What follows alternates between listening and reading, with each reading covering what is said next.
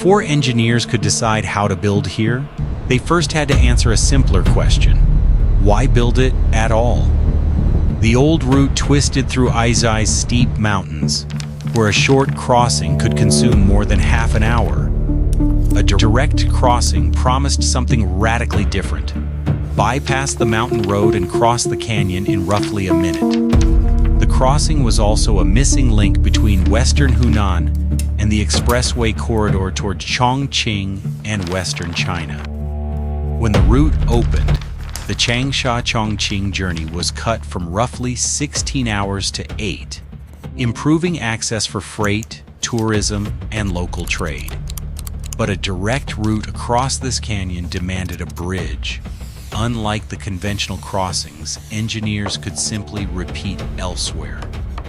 The concept placed unequal towers on the mountain shoulders, while the suspended steel girder would stop short of the towers themselves.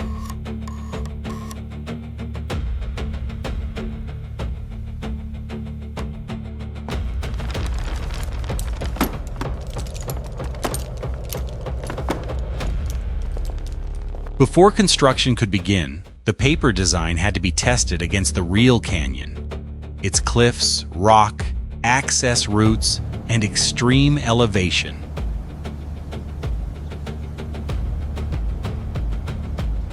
That meant leaving the drawings behind and taking the investigation directly into the mountains. Survey teams fixed the geometry of the crossing with conventional total stations and prisms, measuring across terrain too steep for ordinary access. But alignment was only part of the problem. The limestone itself was fractured, weathered, and potentially hiding karst voids beneath the surface.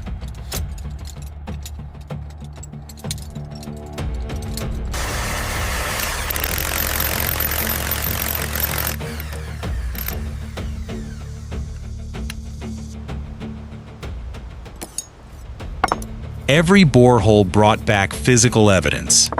Rock cores that revealed fractures, weak zones, and the quality of the foundation material below. Only after those measurements, rock samples and boreholes agreed, could the engineers turn a proposed crossing into a construction plan they were prepared to trust. With the survey complete, construction still could not begin at full scale. The first challenge was simply getting people and equipment into the mountains.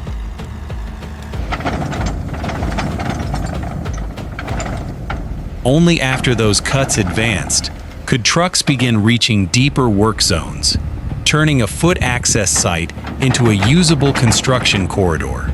Then winter turned the access problem into something worse. Ice and sleet began coating the road, equipment and utility lines feeding the site. The work did not resume by itself. Crews had to clear the road, restore power and water, and bring the mountain site back into operation. Once the access route and utilities were restored, material deliveries could move again, and the project could finally turn toward the permanent foundations. Before the foundations could advance, unstable rock around the work zones had to be secured with permanent anchors drilled deep into the mountain. Steel anchors were inserted into those holes and locked into the rock with grout, turning fractured cliff faces into controlled structural ground. At the Geisho side, crews then cut the tower foundation directly into the mountain shoulder, not into the floor of the canyon.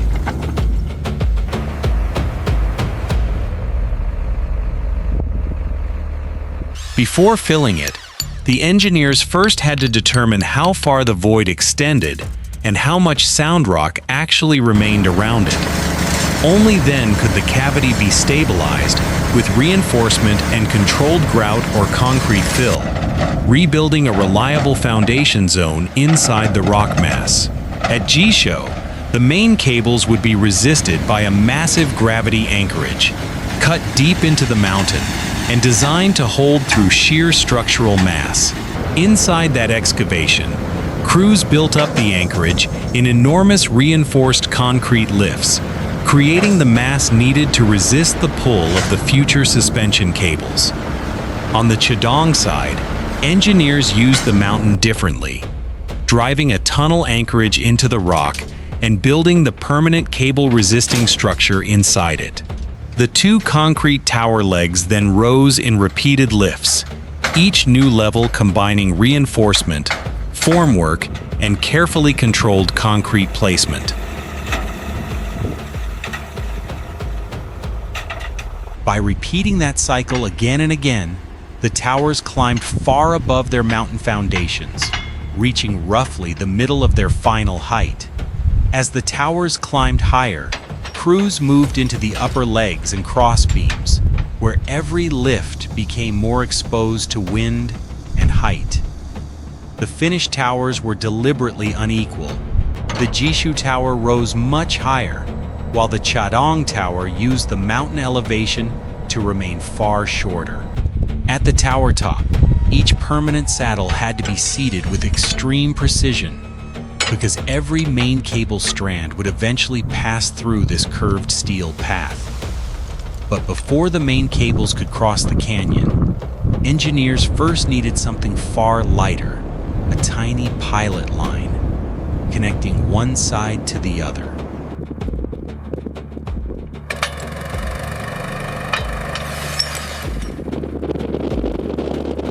That pilot line then pulled a stronger traction rope across, allowing engineers to build the temporary systems needed for the next stage of cable construction. With a stronger rope finally spanning the canyon, crews could begin building the temporary catwalk that would give them access along the entire cable route. Section by section, the narrow steel wire walkway stretched farther across the span, until workers could finally move almost continuously from one side toward the other. Only after the catwalk was ready could erection of the permanent main cables begin, one prefabricated parallel wire strand at a time. At the tower top, every strand had to pass through the permanent main saddle, following the exact curved path that would define the finished cable. Before the next strands could follow, engineers checked the position, sag and tension of the first cable lines, correcting them by only small controlled amounts. Once the first strands were accepted, crews repeated the same operation again and again, adding new parallel wire strands alongside the ones already in place. Over hundreds of repeated cycles, those individual strands accumulated into the enormous cable body that would eventually carry the suspended deck.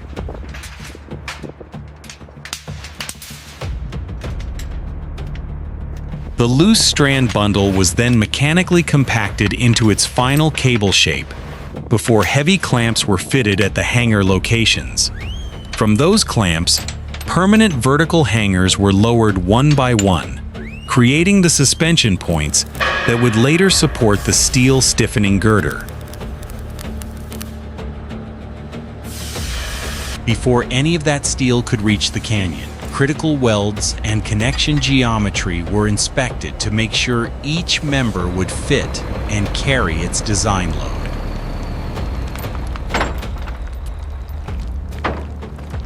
At the staging area, those members were assembled into standard truss segments roughly 14.5 meters long, 27 meters wide, and 7.5 meters deep.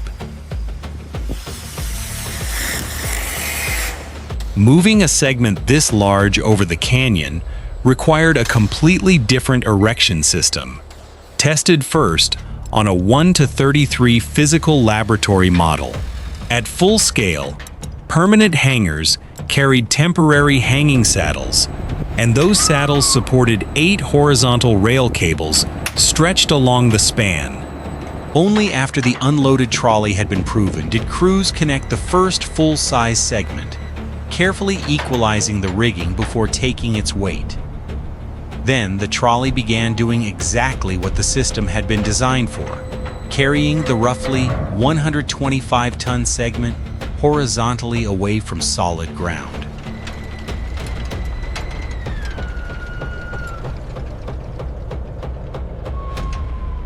Above the segment, multiple carriage groups rolled along 8 rail cables, spreading the load through a temporary system suspended from the bridge's permanent hangars. As the segment reached its target position, the trolley slowed almost to a stop. Horizontal transport was ending, but the final erection work had only just begun.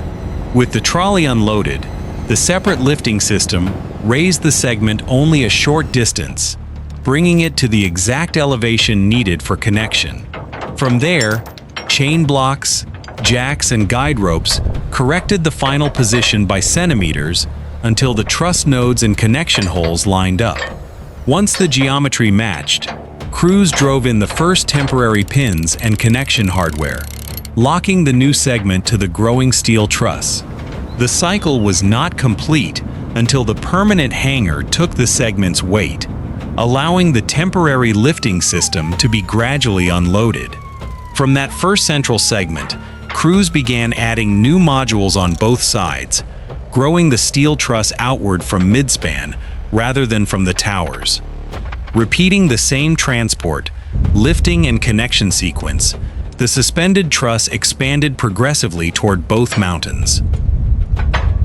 When the wind shifted the suspended segment offline, crews used guide ropes, chain blocks, and jacks to bring the connection back within tolerance. Even near completion, the stiffening girder stopped short of the towers, preserving the detached geometry built into Aizhai's original design.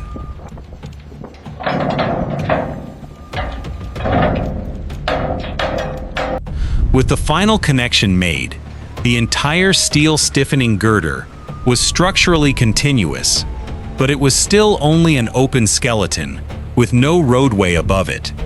The next phase was to turn that open truss into a roadway, beginning with heavy deck panels lowered one by one onto the transverse steel supports. Once the panel system was complete, the bridge finally had a continuous structural deck, but the surface was still unfinished concrete.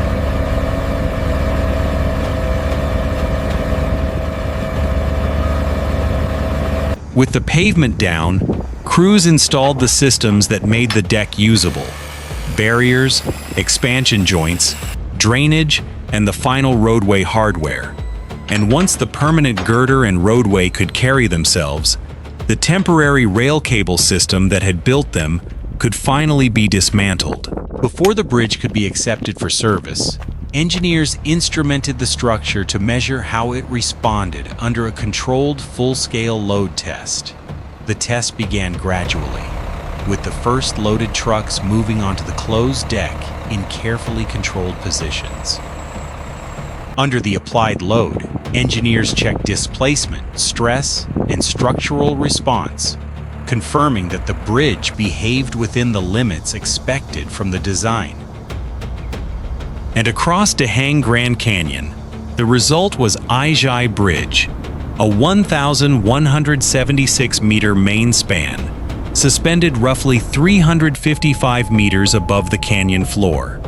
Its shorter steel stiffening girder remains suspended clear of the towers, an unusual geometry shaped by the mountains, the tunnels, and the way this bridge had to be built.